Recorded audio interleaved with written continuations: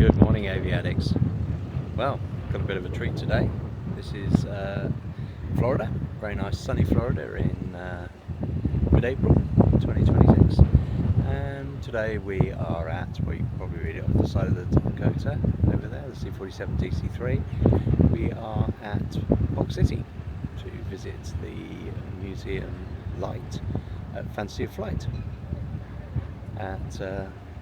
which is obviously belongs to Kermit. It's a very, very well-known personality in the aviation heritage world, and also aerobatics and other bits and pieces. So quite an entrepreneur. Also does a interesting rum as well, which is really quite tasty. So let's have a quick look around. Okay, if we look over there, we can see that's the new museum Lite hangar that's being built. So you can see a lot of work's being done on that, which is really good. And then if we pan around, that's the museum that's currently open at the moment, which has a few aircraft in it. This all belongs to Kermit. There's his beautiful Catalina, and also, for those that know Florida in this area, that's used to be on the main I-4 to Orlando route to America, the Fantasy of Flight Dakota. So looking just around the Dakota a bit more, and then if we look over there, that's the, I hate to call it the old museum because it isn't really, but that's basically where most of his lovely collection is. Obviously an awful lot is over there in the various storage areas and containers. Kermit has a huge, wonderful collection.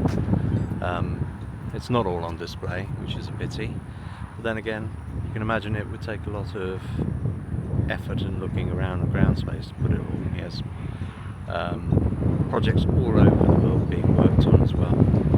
So there you can see his lovely constellation over there, and the Dakota here with the Catalina behind. I'm not sure what his plans are for the Dakota. You can see that there's quite a bit of corrosion in it, sadly, lots of exfoliation corrosion in that tail. You can also see lots of exfoliation corrosion in one of the rudder hinges there as well. So basically, when you get intergranular corrosion, and basically between the grains and the metal, and it fans out like that. Aluminium's a very reactive metal.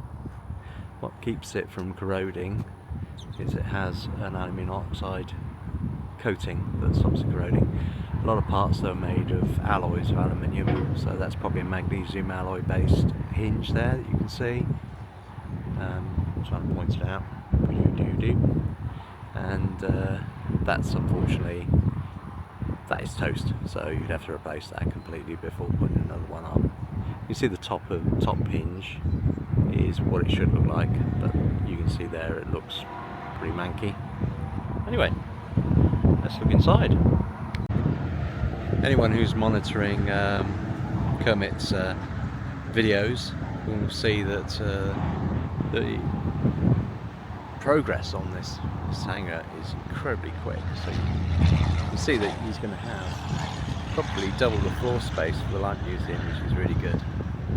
So, like everything in life, there's a artist's impression of what it will look like. So basically, this lovely double bay hangar over here. Absolutely brilliant stuff. It's not quite open yet, but this shows the well-stocked, really nice shop that he's got. I've only come in here because it's a bit cooler. We've got a Christmas tree still up, that's interesting. So the museum's not always open. So what you have to do is check his website, which is fantasyofflight.com, for when it's open. And I think when it is open, it's 1100 to 11 o'clock in the morning to 1500, which is 3 o'clock in the afternoon. But do check before you come here. It's easy to find. It's on the I-4 between Orlando and Tampa on exit 44. Oh dear, there's aeroplane bits of memorabilia as well for sale. So I fear some of this might be coming back with me. goodness, look at all that. Some lovely bits in there, including a very nice Pratt & Whitney engine logo plate. Yeah, that's got to come back with me, I think. Bombardiers and gunners' wings as well. Wow, that's quite something. More bits and pieces here. Look at that.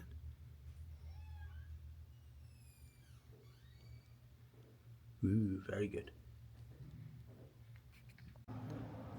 So the first thing that you see when you walk in is Kermit's lovely Mustang up in Cripes and Mighty third colours, which is George Brady's. So let's go and have a look around.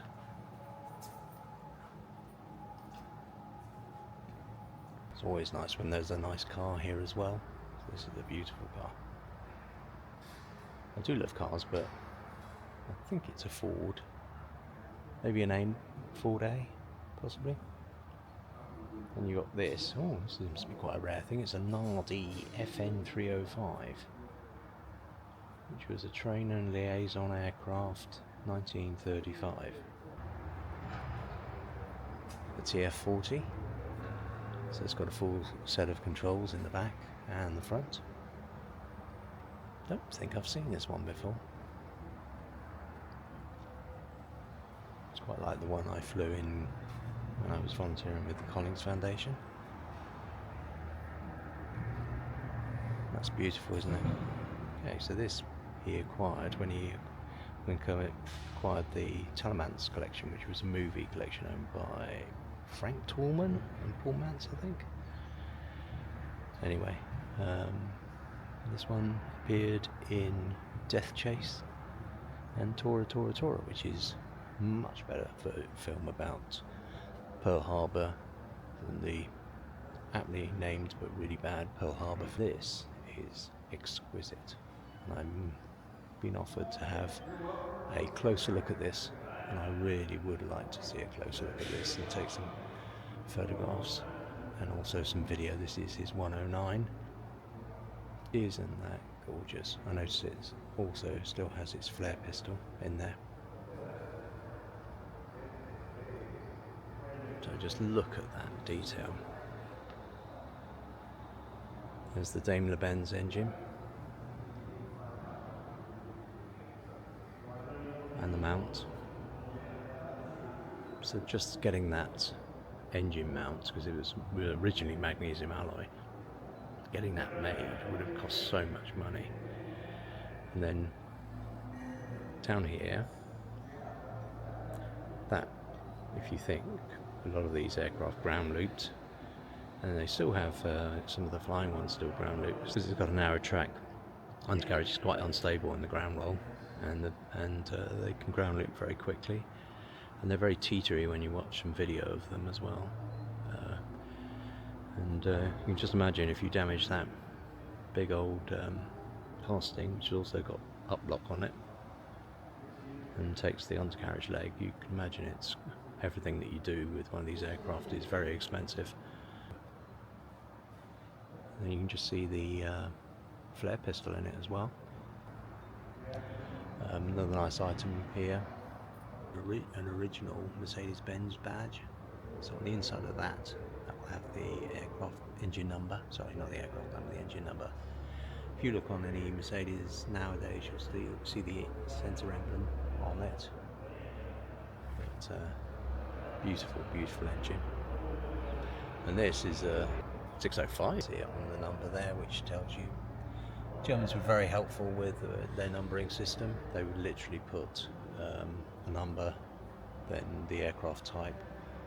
So in this case, it's the engine type, so 605. This is the Polikarpov.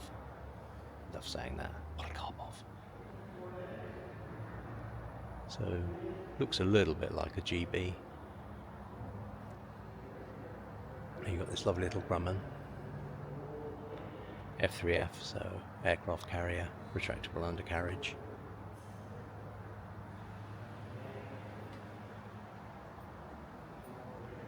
not going to shoot too much because again you need to come and look at this for yourself. And the problem with watching it through a camera is if I'm not careful I actually don't get to see anything, so I'm going to put this down later and come and look at all these aircraft myself, just in my eye.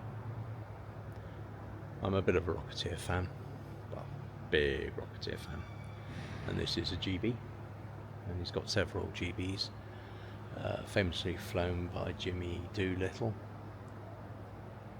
Racing as well. This is the one made by Delmar Benjamin, so it's a replica, and there's lots of video online of it being flown. Lockheed Vega, look at that, look at the artwork, the art of building that beautiful aeroplane. This will be painted in Winnie May, which was a famous aircraft known by Wiley Post, and also another person who flew the Vega, bright red one, was the amazing aviatrix Amelia Earhart.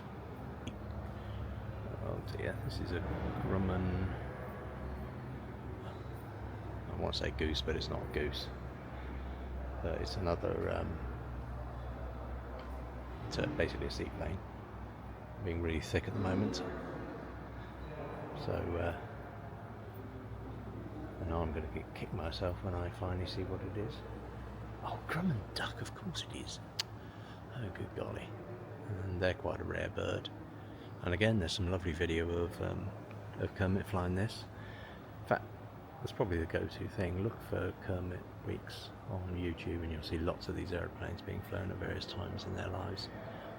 This is a GBZ. So you've got both GBs here. To sort of compare them. Again, Rocketeer fans will know this aircraft. And because I'm not sure this one was actually used in the Rocketeer movie. It is a de Havilland 4. So these were very famous in the First World War, and so de Havilland 4, and it was also used as a mail plane in Barnstormer in America. Nice little fact about these, or something to look at, which is a little bit different.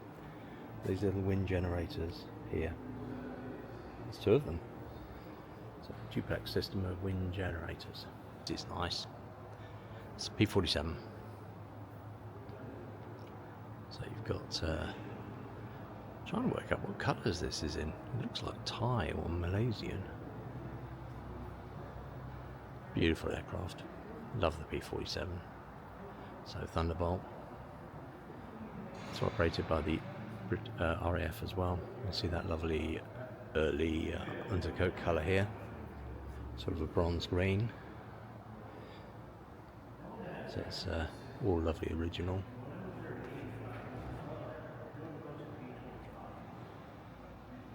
Right, let's find out what colours this really is in.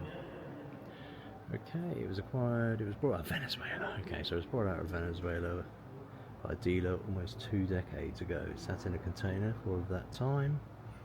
It's only recently been brought out. It's disassembled, spray painted lacquer over the original enamel to uncover the original markings.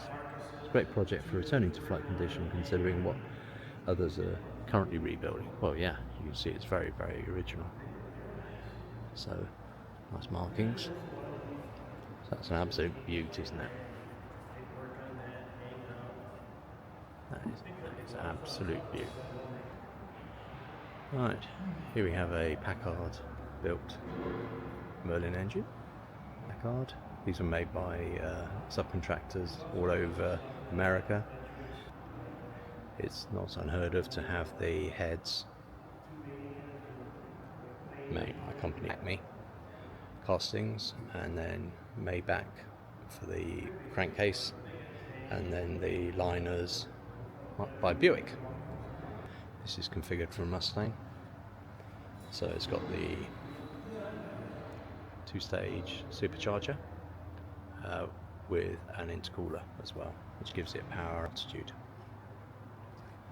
Okay, and then we have this F-16, I think, which has the clipped wings. I'm going to be in a future video talking about clipped wing Spitfires. So this is TE-476, or actually the wing tips. So this is the clipped wing So it takes about 18 inches off the wingtip, improves roll rate, but reduces the ceiling. So you've got absolutely beautiful. And of course we've got the Mustang here again. So we've been graciously permitted to have a closer look at the Spitfire and the 109. So this is inside the Spitfire. Isn't that absolutely gorgeous? It's lovely to see inside a Spitfire, especially one that's very stock configuration, which is good. It's what a lot of collectors are doing now. And Kermit's very good at doing it as well, keeping them as stock as possible. Here we are. Now I'm absolutely rubbish at looking at the port side of the cockpit, so we'll try and do it a bit more as well. Because it's so, if you look online, you'll see a lot of photographs of the starboard side, but actually the port is quite difficult to get photographs of. So if we look round here, you've got the winding handle, because it's got the teardrop canopy, so that's the winding handle. You've got the oxygen cock, and then you've got the big chassis selector. Those are the two-tier rudder pedals. Again, we'll look at more of that. You've got a lovely spade grip here.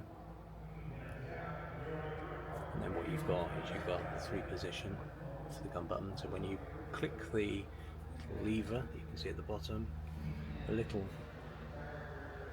tit thing comes out the top. If you push the top of the gun button, you get machine guns. If you put the bottom of the gun button, you get cannon. If you push the middle, you get everything. So that's good. You can see the forward view from the pilot's position is very difficult to see, so you have to weave the aircraft back and forward. This one's beautifully named after Winston Churchill, which is good. This is the crowbar, which was used to get out in an emergency. Not fitted to early aircraft. And we'll look round.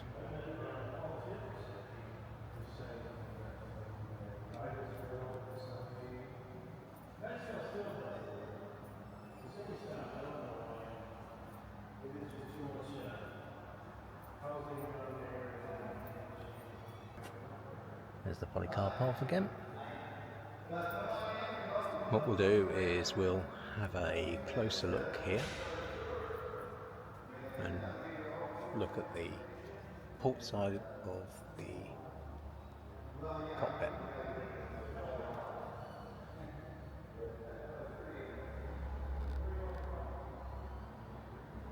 We've got the round type rear view mirror.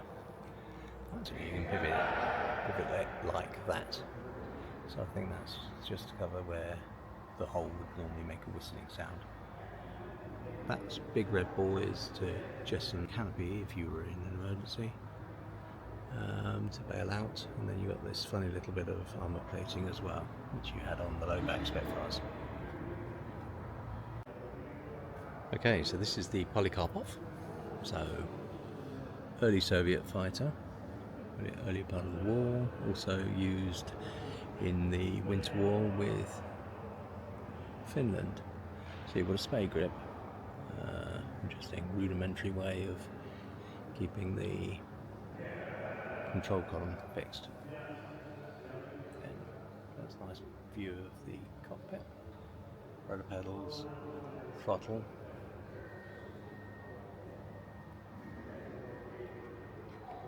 And let's look at a view of the pilot would see effectively. Well, here we've got to look at this beautiful little early aeroplane cockpit. So this is the F3F Grumman, I think, or N.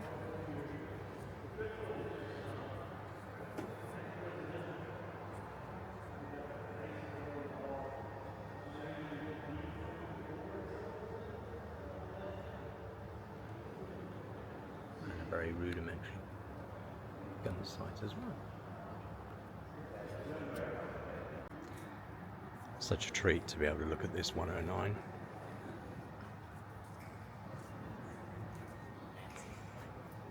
So, as I said, we've been allowed to look inside it, which is really good. These are the mounts for the guns as well. Obviously there's also a gun that would have gone through the centre. This is to give some air for the pilot.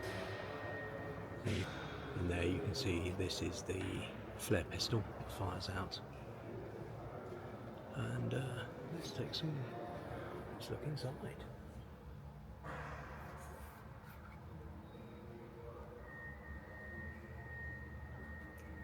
First of all, you can see it's got a fighter grip there, which is different to British aircraft and Russian aircraft. It's a spay grip. There's reasoning for that, which I've covered in the spay grip video, but basically, anyway, high stick forces and controls in the Spitfire and Hurricane. Then you had to change hands during takeoff and landing, so the spay grip was better. This is a bigger grip, so you can actually hold the grip as well to the left and to the right, bottom of the grip, to get more purchase on it.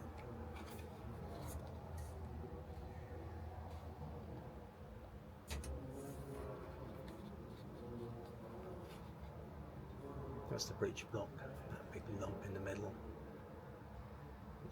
so the gun went either side of between the pilot's legs, basically. And then that's the view that the pilot had, again in flight here, because we've got it horizontal in a jig. I'm not sure these are original though. I'm not sure these are original with the Phillips. There's a lot of lovely little details here, like this little hatch here with the rear part of the canopy. That's the hand hold as well when you get up. Bits and pieces for the harness there, that spring bit. And then this rear armour, which would have been best part of 6 centimetres, 2 and a bit inches wide. So you could still have rear vision. And very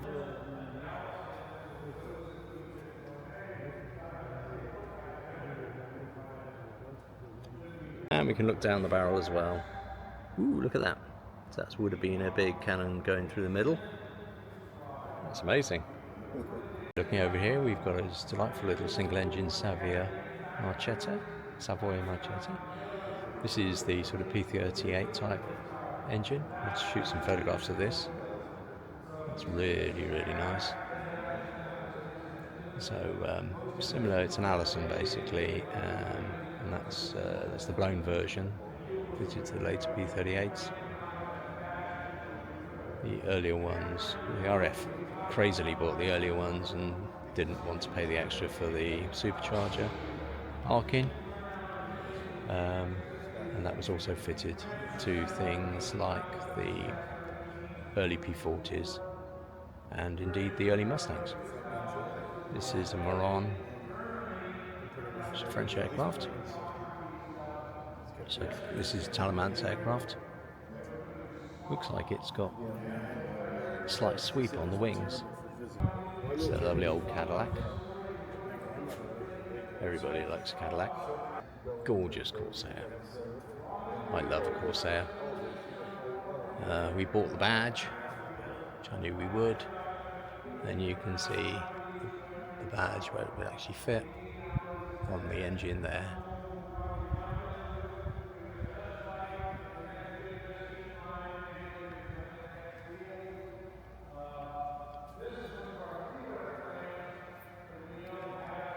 One interesting thing when we look at the Corsair is that is the single bolt that holds the wing shut. But some people call them the Jesus bolt that holds it shut when the wing is unfolded. So it's currently in the folded position at the moment. Okay, there's some lovely racing aircraft here as well. This is the Brown B1 Racer. And obviously this beautiful thing up here is the B24 Liberator. I think this is one of the sisters, which was RAF, and then Indian Air Force to the Collins aircraft. And then we have the ball turret, Sperry ball turret. So it's hydraulic powered. We have the 250 cows. You say that very small people would actually be inside the ball turret, but some of the gunners were actually quite high, quite tall, and they would be in fetal position inside it. You get into the ball turret. Well, you've got two hatches. You've got one hatch there, but the main hatch for getting in it is at the back. And you've got two tiny little catches that keep you in it. Okay, so this is the Sperry ball turret. So you've got 50 cows, 250 cows there. Another 50 cal there. That's the gun sight.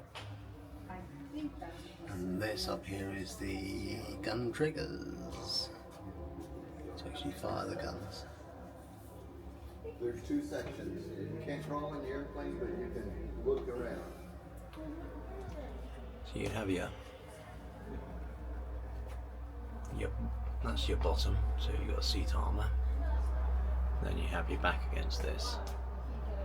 This would be your lap strap, which is unfortunately damaged.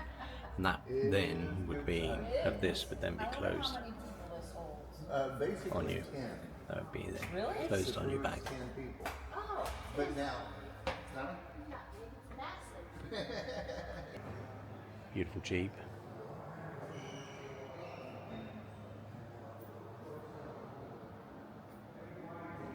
The layered Super Solution. Lovely aircraft. A few cockpits to play with. So this looks like an S2 tracker.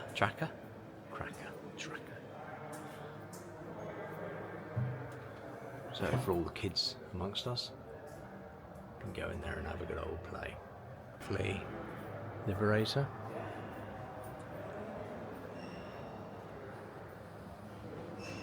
And also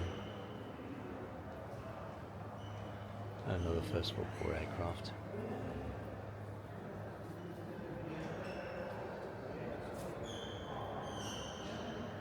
Which is standard E1. So towards the end of the First World War. Let's look in the cockpit of this standard H1 quickly.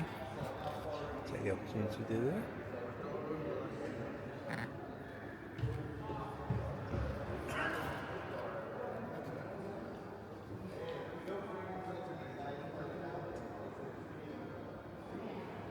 There's the Liberator. So it's nice to compare that to the early nose that we saw and looked in a few minutes ago. Actually, I don't think I videoed that yet, so I'm going to go and video that now. There's the Emerson turret that goes on the front.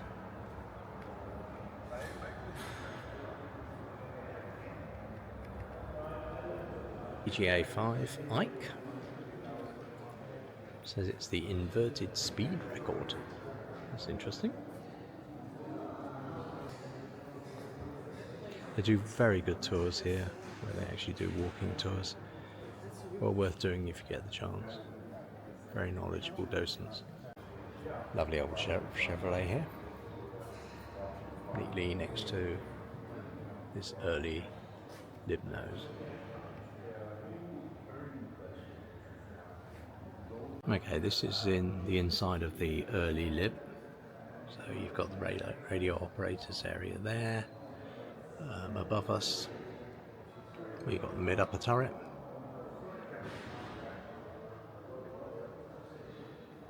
And you've got standard sort of bomber with the control wheels.